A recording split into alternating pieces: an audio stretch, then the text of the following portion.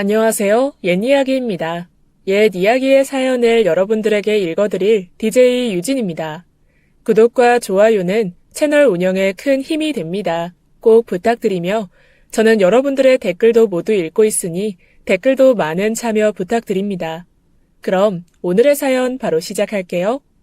시간이 흐르지 않는 것 같았어요. 주어진 시간이 공평하다고 했지만 저에게만은 그렇지 않은 듯 했죠. 시간이 흐르면 괜찮아질 거야. 지나고 나면 별일 아닌 과거가 될 뿐이야. 누구나 쉽게 그런 이야기를 하지만 고통 속에서 저의 시간은 어쩐지 멈춰버린 것 같더군요. 저에게 어린 시절은 그랬습니다. 매일 어른이 되게 해달라고 빌었고 때리지 말아달라고 울었으며 다시는 깨어나지 않기를 기도했죠.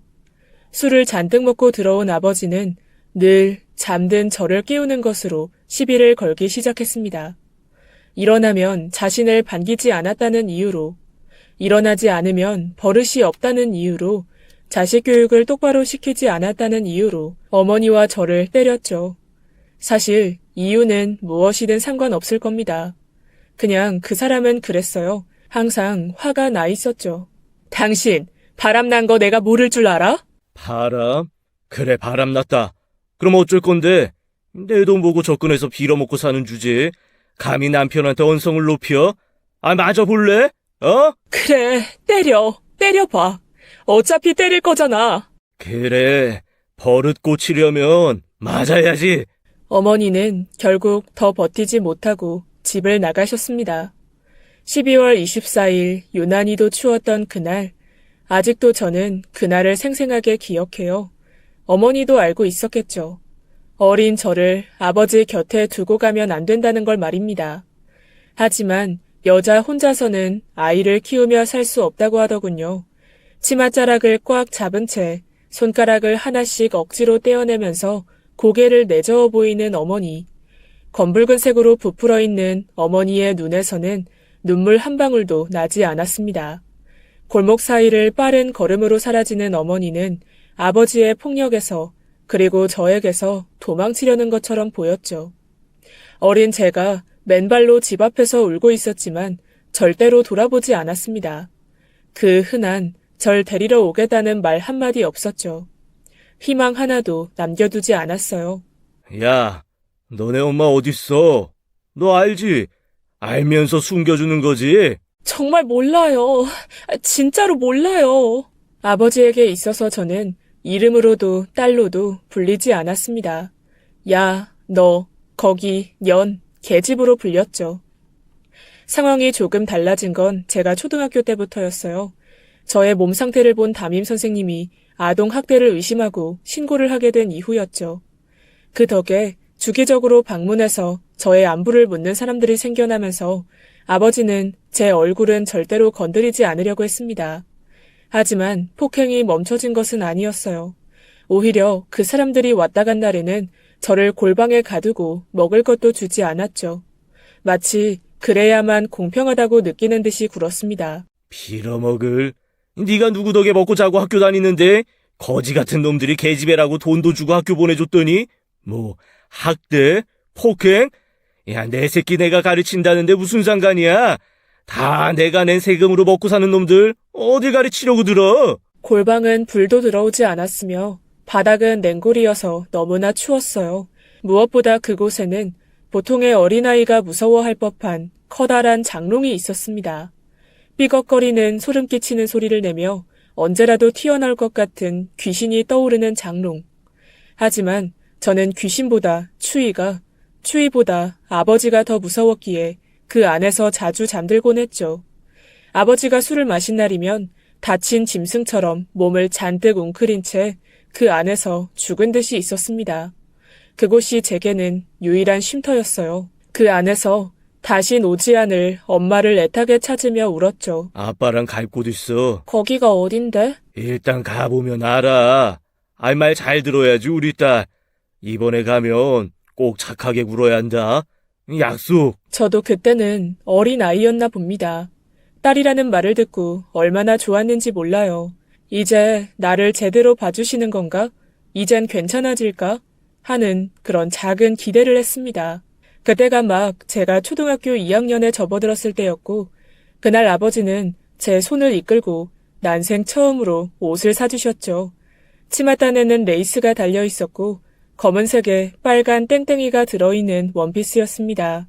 나비 모양의 구두를 신고 반 친구들처럼 예쁘게 머리를 하고 그렇게 나간 자리에서 저는 새엄마를 처음 만나게 되었죠. 어깨까지 내려오는 검은색 단발머리에 동글동글한 얼굴형, 커다란 눈, 작은 입술, 아담한 체형이었습니다. 안녕? 너 정말 예쁘게 생겼구나. 정말 보고 싶었어. 널 봐서 너무 기뻐. 인사해야지, 딸. 안녕하세요, 아줌마. 이제 엄마라고 해야 해. 알았어? 아빠랑 결혼할 거야. 안녕하세요, 엄마. 전 어설프게 인사를 했죠. 아니야, 불편하면 아줌마라고 해도 되니까 편하게 부르렴. 처음부터 그 여자가 싫었어요. 호호호 하는 그 웃음소리도 싫었고 가식적으로 제 몸을 쓰다듬는 것도 싫었죠. 아버지가 늘 입버릇처럼 말하던 돈을 보고 접근한 여자라는 걸 대번에 알았습니다. 맞아요. 저희 집은 가난하지 않았죠. 아버지는 고위 공무원이었고 꽤 잘 사는 편에 속했습니다. 그래서 아버지는 이런 식으로 몇 번 여자를 소개해줬어요. 하지만 그 끝이 좋았던 적은 한 번도 없었죠. 아버진 결국에 돈을 보고 접근했다는 결론을 내리곤 했습니다. 하지만 그 여자와는 정말 결혼까지 하더군요. 저는 이에 대한 반발심이 생겼죠.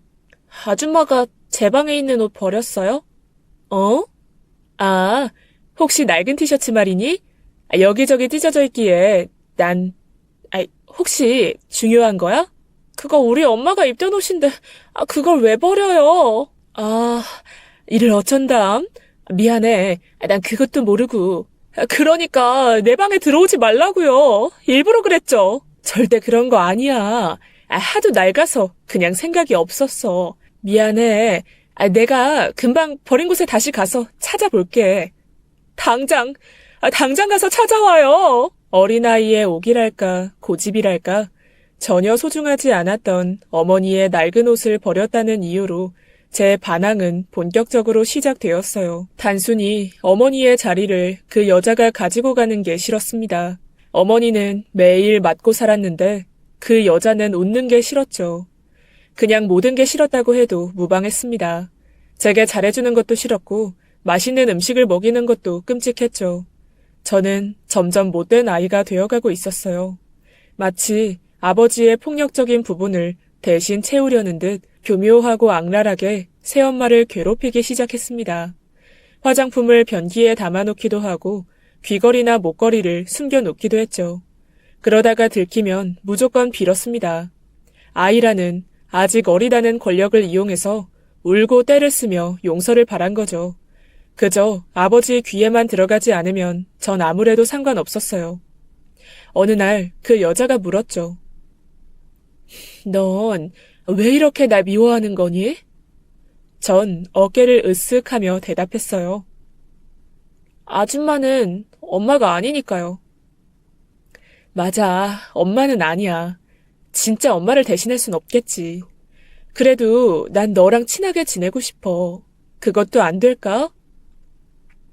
아빠 돈 보고 접근한 주제. 뭐? 너 어디서 그런 못된 말을 배운 거니? 어? 그 여자는 파랗게 질린 채 제 양손을 잡고 흔들었죠. 나요. 나 만지지 말라고요. 더러워. 그 여자는 제 뺨을 때렸습니다. 그리고 본인이 더 놀라더군요. 미안해. 나도 모르게 너무 화가 나서. 죽어버렸으면 좋겠어. 엄마인 척 구는 그 여자가 죽도록 미웠습니다. 저를 혼내는 아줌마가 싫었어요. 가족사진 속 웃고 있는 뻔뻔한 얼굴 위에 낙서를 했죠. 음식은 모두 싱크대에 쏟아버렸고 방을 어지럽히기도 했어요. 하지만 그것도 잠시 결혼 후 아버지는 얼마 가지 않아서 원래의 모습을 드러냈습니다. 술을 잔뜩 먹고 늦게 들어온 날 아줌마는 아버지를 향해 서운함을 드러냈죠. 절대로 건드려서는 안 될 발작과도 같은 버튼을 눌러버린 겁니다. 저는 그 서늘한 공기를 감지했죠. 어린 시절부터 놀라울 정도로 발달된 감각의 더듬이는 위험을 느꼈습니다. 빨리 도망가라고 말이죠. 전 거실로 달려가서 아줌마의 손을 잡아당겼어요. 빨리, 빨리. 어머니를 보호했던 예전의 습관이 남아서 저도 모르게 그렇게 했죠. 이에 놀란 그 여자는 저를 보았고 동시에 아버지의 커다란 손이 아줌마의 얼굴을 스쳤습니다. 저는 방으로 도망쳐서 이불 안으로 숨었죠. 양쪽 귀를 양손으로 틀어막고 눈을 감았습니다. 비명소리와 깨지는 소리가 들릴 때마다 몸을 움찔거리면서 몇 시간 동안 그렇게 있었죠. 제가 그때 느꼈던 건 인간 이하의 감정이었습니다. 내가 아니라서 정말 다행이다. 라는 생각이었죠. 다음 날 늘 그렇듯이 아버지는 빌고 있었습니다. 다신 그러지 않겠다며 울고 있는 아줌마의 무릎을 잡고 눈물을 흘리면서 말이죠. 내가 순간 미쳤나 보다. 내가 또 그러면 사람이 아니다. 죽을 죄를 지었다. 전 그런 모습을 늘 봐왔었기에 그게 거짓말이란 걸 알았습니다. 이제 폭행의 횟수는 점점 많아질 것이고 핑계는 다양해지겠죠. 내가 사람을 미치게 만들었다. 너만 아니었으면 이러지 않았을 거다. 라면서 때리고 또 때릴 겁니다. 울고 있는 아줌마를 봤을 때 전 속으로 잘 됐다 싶었죠. 그런 날은 얼마간 반복되었습니다. 늘 밝고 씩씩했던 아줌마는 점점 시들어가는 꽃처럼 말라갔죠. 통통했던 볼이 눈에 띄게 야위어 갔습니다. 그럼에도 불구하고 그 사람은 제게 빼놓지 않고 식사를 차려줬어요. 처음에는 반찬 몇 가지와 국, 찌개까지 올려줬지만 날이 갈수록 반찬의 가짓수가 줄었죠. 그날 해준 건 파를 썰어서 기름에 볶고 김치와 참치를 볶아서 만든 김치볶음밥, 그것이었습니다. 집에 남은 재료라고는 그것뿐이었으니까요. 아버지는 예전에 저희 어머니에게 했던 것처럼 어느 날부터 아줌마에게 생활비를 전혀 주지 않았습니다. 돈이 있으면 다른 생각을 하고 바람을 피운다는 본인만의 궤변을 내세우면서요. 제가 밥을 먹는 걸 가만히 보고 있는 아줌마의 눈빛에는 이전과 같은 생기가 없었습니다. 흡사 죽은 생선과 같은 그 눈동자, 저희 어머니가 도망치기 전날과 똑같았죠. 어쩌면 떠나겠구나 하는 생각이 들었어요. 막상 그 아줌마가 집을 나간다고 생각하니 두렵더군요. 분명 싫은 사람이었지만 그런 사람마저 없다면 제가 아버지의 폭행을 홀로 견뎌야 했으니까 말입니다. 그건 싫더군요. 저 참 못됐죠. 취약인 거 저도 알아요. 하지만 그땐 그랬습니다. 그래서 파를 먹지 못했던 저는 그걸 억지로 씹어 삼켰죠. 이전 같았다면 파를 하나하나 골라내며 툴툴거렸을 저였지만 그러지 못하게 했더군요. 목이 막혀오고 혀 끝에서는 파 조각이 느껴졌지만 억지로 삼켰죠. 너 김치볶음밥 좋아하는구나? 전 대답 대신 고개를 작게 끄덕였습니다.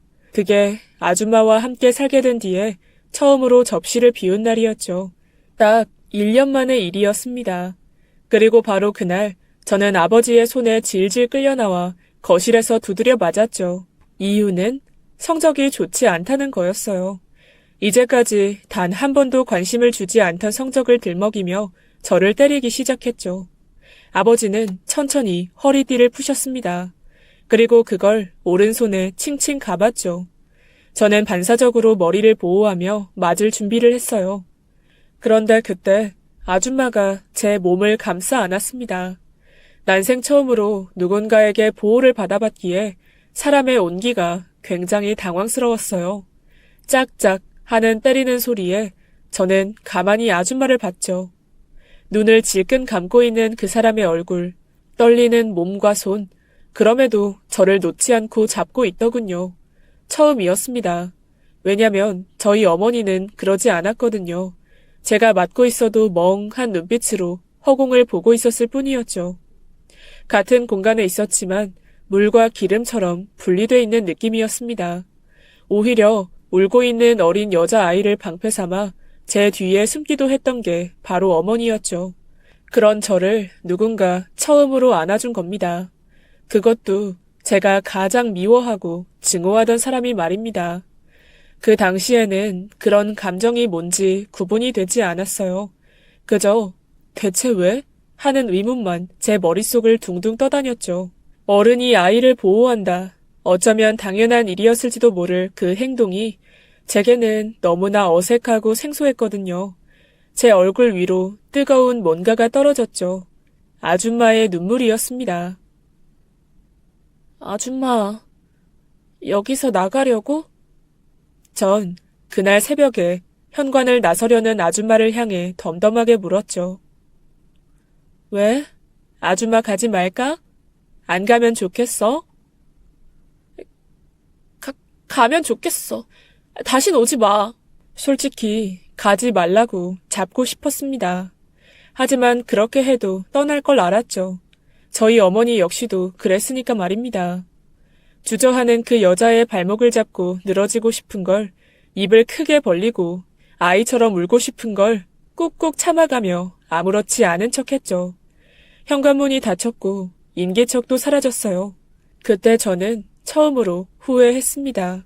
적어도 고마웠다고 말할 걸 그랬다고. 전 그렇게 다시 혼자 남겨지게 되었죠. 그렇게 시간이 흘러 저는 중학생이 되었습니다. 온 몸에 멍이 들어서 여름에도 긴팔을 입고 다니는 어둡고 삐뚤어진 아이로 자랐죠. 나쁜 친구들과 어울렸고 술도 마시고 담배도 피웠습니다. 그리고 제 인생에 그 친구들이 전부였죠. 야, 너 담배 피냐?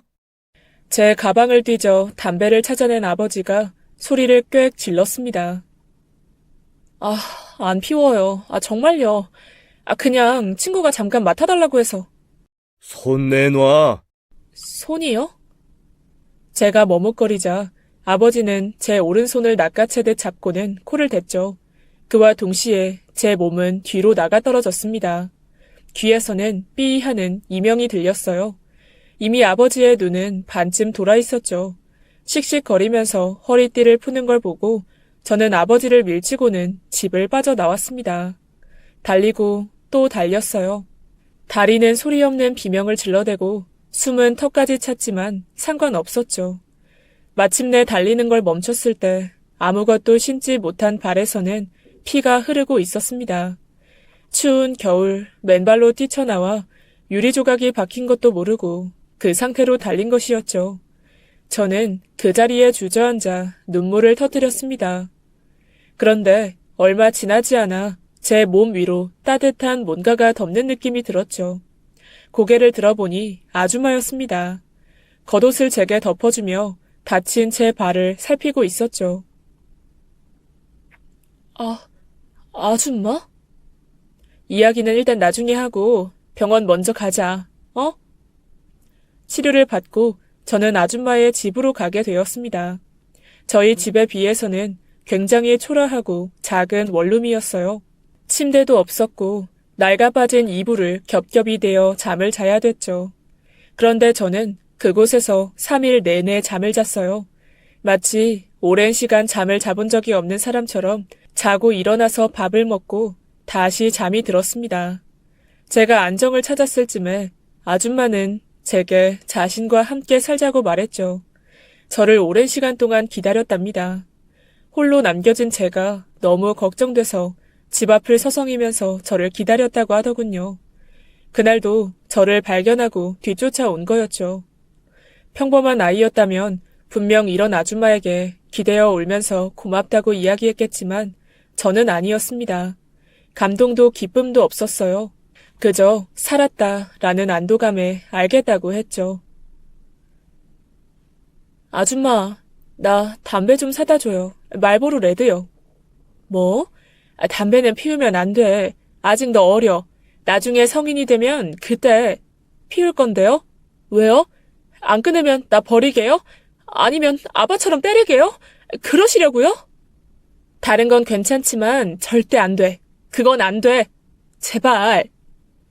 무엇이 저를 그렇게 만든 건지는 모르겠습니다. 그저 애초에 잘할 수 없는 환경에서 싹을 틔운 것처럼 자꾸만 방향이 어긋나고 있었어요. 아줌마의 행동이 답답하게 느껴졌고 촌스럽게만 보였습니다. 아줌마의 친절은 맞지 않는 옷을 입은 것처럼 불편해서 자꾸만 삐뚤어지기 시작했죠. 제 친구들을 만나지 못하게 하는 것도, 자꾸만 김치볶음밥을 해주는 것도, 잔소리를 하는 것도 싫었습니다. 아줌마가 뭔데요? 왜 자꾸 나한테 명령해요? 학교는 가야잖니. 졸업을 해야 될 거 아니야, 어? 내가 싫다고 하는데 무슨 상관인데요? 그냥 학교 그만두고, 그냥 검정고시 볼 거라고요. 엄마, 아니, 아줌마가 부탁할게. 너 후회해. 엄마? 착각하지 마세요. 당신은 엄마 아니야. 대체 왜 이렇게 된 거야? 제발. 착한 척 하지 마요. 역겨우니까. 나 그리고 파 못 먹어요. 그것도 모르는 주제에. 다 만들어 놓은 김치볶음밥을 바닥에 엎어버리고 그렇게 저는 그 집을 나가고 말았어요. 함께 가출을 하자는 친구들을 따라 혼자도 얼마든지 살 수 있다고 믿어 의심치 않았습니다. 친구들과 함께라면 괜찮다고 그렇게 생각했어요. 야, 너 돈 얼마 가지고 나왔냐? 나 2만 원. 조금 넘게 있을걸? 야, 이씨. 니네 집 돈 많다며? 아니야? 맞아. 집 존나 으리으리함. 아빠 직장도 엄청 좋대. 있는 집 딸이라고 선생들도 깜빡 죽잖아. 어이없어. 근데도 돈 2만 원 가지고 나온 거 싫어임? 양심 털렸나 보네. 우리 집 거진데도 10만 원은 가져왔는데. 급하게 나오느라 몰랐어. 짜증나, 진짜. 너만 믿었는데 어쩔 거야. 정말 미안해. 진짜 너무 급해서.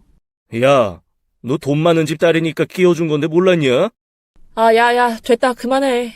어차피 이렇게 된 거 따져서 뭐하냐? 이럴 게 아니라 우리 집을 먼저 구해야 된다니까? 아이씨, 어떻게 구해? PC방 가서 집을 구해볼까? 야, 일단 담배 피면서 생각해보자. 우리 넷은 모여서 함께 수다를 떨고 담배를 피우고 밥도 먹었죠. 하지만 가출이 나쁘지 않다고 생각한 건 딱 일주일이었습니다. 그 안에 저희가 가지고 온 돈은 거의 바닥을 드러내기 때문이었어요. 우리 넷은 PC방에서 쪽잠을 청하다가 청소년 이용 불가 시간이 되면 쫓겨나서 거리를 떠돌았고 24시 개방되어 있는 맥도날드나 커피숍을 전전하면서 살아야 했죠. 그곳에서도 직원들에게 발각되면 나가야 됐기 때문에 2층으로 된 곳에서 따로 떨어져 눈을 피해 숨어 있었고요.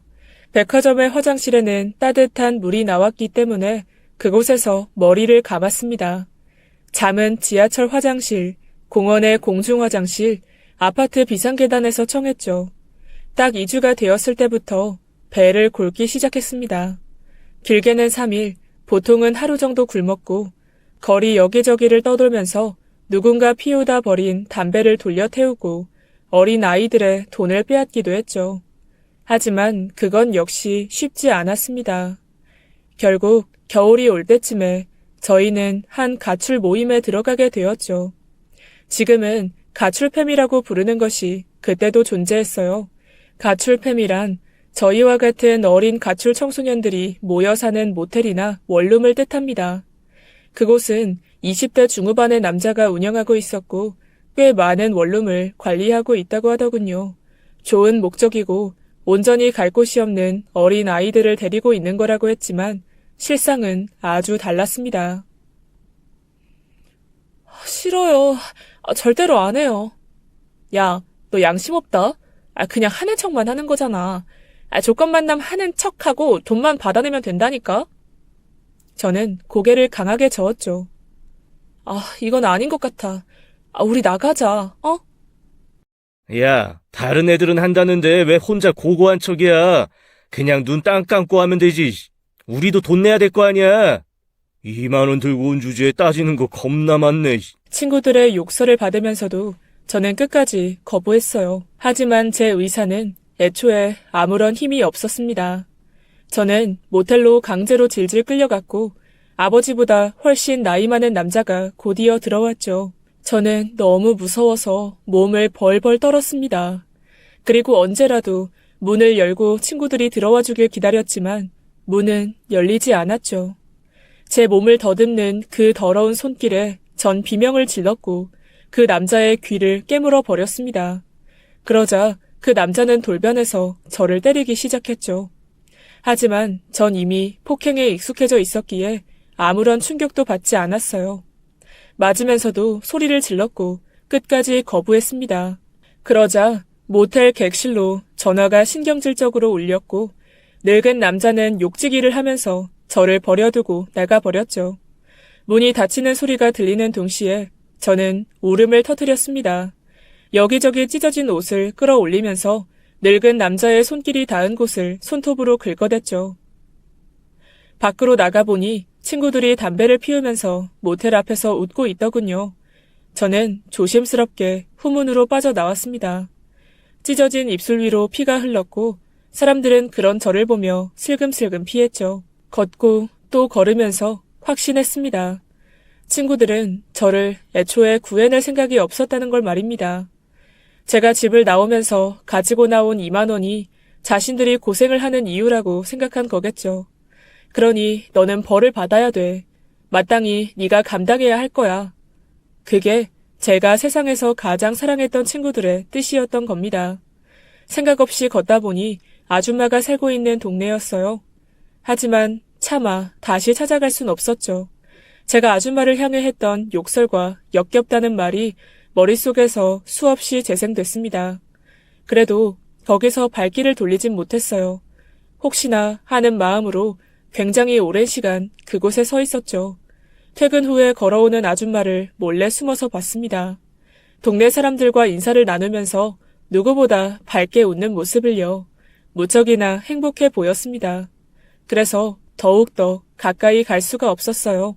제가 가면 저도 모르게 닮아버린 아버지의 모습으로 다시 또 상처를 주게 될 테니까 말입니다. 작은 원룸 건물로 들어가는 아줌마의 뒷모습을 보다가 발길을 돌려서 천천히 걸어 나왔어요.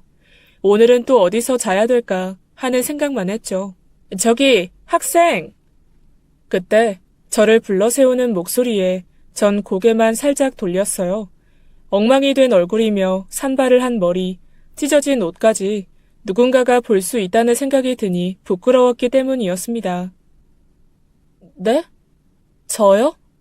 그래, 혹시 배 안 고프니? 내가 음식이 좀 남아서. 네? 음식이요? 아니요. 괜찮아요. 이거 가져가면 다 버려야 되거든. 혹시 시간 있으면 좀 먹고 가주면 안 될까? 문도 닫아야 하는데 도와줄 겸. 그게 저는 돈이 없는데. 공짜라니까. 날 도와준다고 생각해요. 그럼 음식 버려? 배가 고프다는 건 식탁에 앉았을 때 알게 됐어요.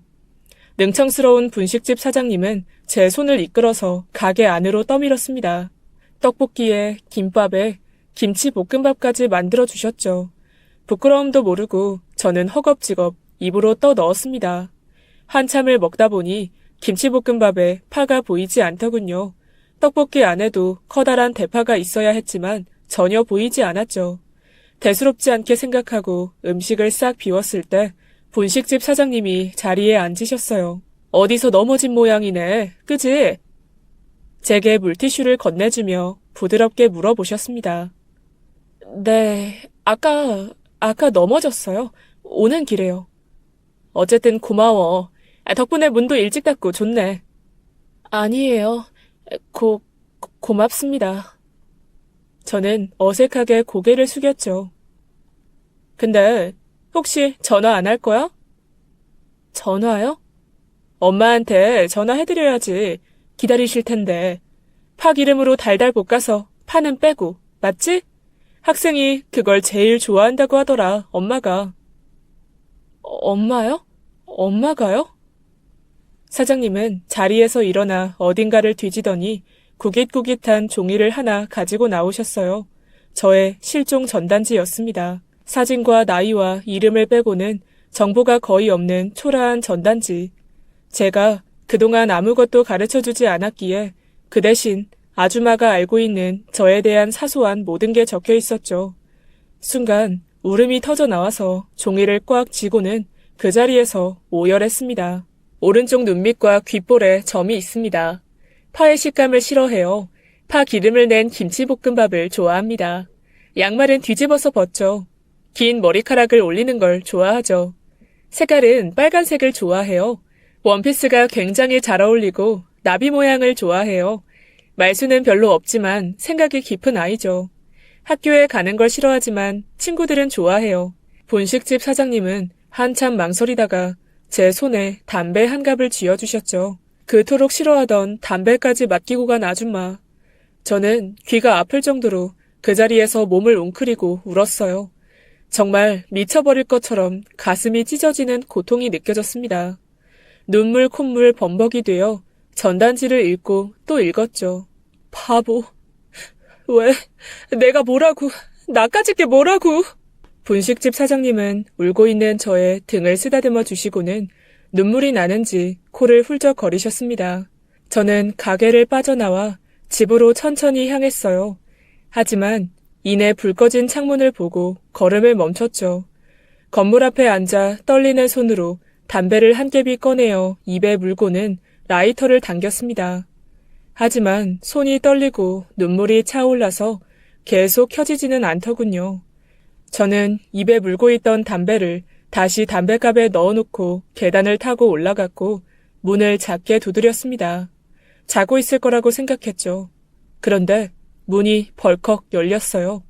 아줌마는 저를 확 끌어안고 눈물을 흘리셨습니다. 기다렸다고, 너무 많이 기다렸다면서요. 저도 알고 있었습니다. 그 사람이 저를 사랑한다는 걸 말이죠. 가족이라는 울타리로, 핏줄이라는 이름으로, 자식이라는 소속으로 그 어떤 연결고리도 없지만 온전히 저를 사랑한다는 걸 말입니다. 태어나서 한 번도 사랑받지 못해서 사랑을 받는 법도 모르던 못된 꼬마 아이를 진심으로 사랑해준 나의 어머니, 열이 펄펄 끓는 나를 들쳐업고 병원까지 달려간 나의 어머니, 머리를 빗겨주며 세상에서 가장 예쁜 아이라고 말해준 나의 어머니, 아버지의 폭력 속에서도 작은 몸으로 나를 감싸준 나의 어머니. 엄마, 미안해 엄마. 내가 정말 미안해 엄마. 괜찮아. 내 딸, 엄마가 너무 보고 싶었어. 엄마를 그리워한 지 벌써 7년이라는 세월이 지났네요. 전 이제 결혼도 했고 아이도 생겼습니다. 남편과 상의 끝에 아이를 입양했죠. 꼭 저와 닮았어요. 하루하루 아이가 예쁘게 커가는 걸 봅니다. 이제는 엄마가 된다는 게 얼마나 어려운 일인지 이제 조금 알 것 같아요. 아이가 2살, 그리고 제가 엄마로 산 것도 2살이라는 건 말이죠. 엄마가 제게 해줬던 것처럼 저도 열심히 해보려고요. 엄마도 멀리서 절 보고 계시겠죠? 저도 늘 엄마를 그리워하고 또 기억합니다. 엄마가 준 사랑이 아직도 따뜻해서 저 행복하게 잘 살고 있어요. 엄마를 만난 건 제 인생에서 가장 큰 행운이었습니다. 엄마에게 받은 사랑 제 아이에게 또 저를 필요로 하는 누군가에게 베풀며 살게요. 세상에 하나뿐인 나의 어머니 권정숙 씨, 이제 곧 겨울이 오네요. 예전에는 그 겨울의 기억이 그렇게나 싫었는데 당신이 있을 때 제 겨울은 너무나 따뜻했던 것 같아요. 엄마, 너무 보고 싶고 사랑하고 감사합니다. 지금까지 옛 이야기였습니다. 끝까지 함께 해주신 여러분 진심으로 감사드리며 저는 내일 이 시간 다시 돌아올게요. 감사합니다.